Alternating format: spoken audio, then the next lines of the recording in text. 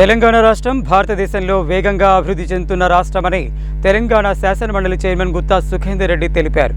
తెలంగాణ రాష్ట్ర రాజధాని నగరంలో అన్ని దేశాలకు చెందిన ప్రజలు జీవిస్తున్నారని చెప్పారు. జపాన్ దేశం హిరోషిమా రాష్ట్రానికి చెందిన ప్రతినిధుల బృందం శుక్రవారం తెలంగాణ శాసనమండలి శాసనసభలను సందర్శించడం జరిగింది. హిరోషిమా రాష్ట్రం నుండి వచ్చిన ప్రతినిధులకు తెలంగాణ శాసనమండలి chairman Gutta Sukhender Reddy, deputy chairman Banda Prakash పుష్పగుచ్చం అందజేసి శుభాకాంక్షలు తెలిపారు. శాసనసభ, శాసనమండలి సభలను సందర్శించిన అనంతరం చైర్మన్ ఛాంబర్లో సమావేశమయ్యారు. ఈ సందర్భంగా తెలంగాణ శాసనమండలి చైర్మన్ గుత్తా సుఖేందర్ రెడ్డి మాట్లాడుతూ, తెలంగాణ రాష్ట్రము భారతదేశంలో వేగంగా అభివృద్ధి చెందుతున్న రాష్ట్రమని తెలిపారు.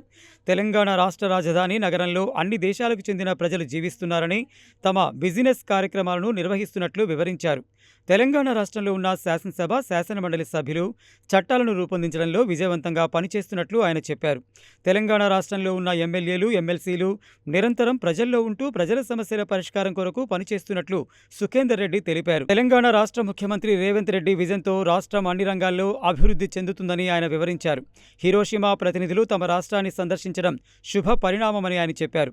ఈ కార్యక్రమంలో శాసనమండలి విప్లు అద్దంకి దయాకర్, వెంకట నరసింగరావు, ఎమ్మెల్సీలు దాసోజు శ్రావణ్, అంజిరెడ్డి, ఎమ్మెల్యేలు టి రామ్మోహన్ రెడ్డి, పాల్వాయి హరీష్, శాసనమండలి సెక్రటరీ డాక్టర్ నరసింహాచార్యులు, శాసనసభ సెక్రటరీ ఆర్ తిరుపతి తదితరులు పాల్గొన్నారు.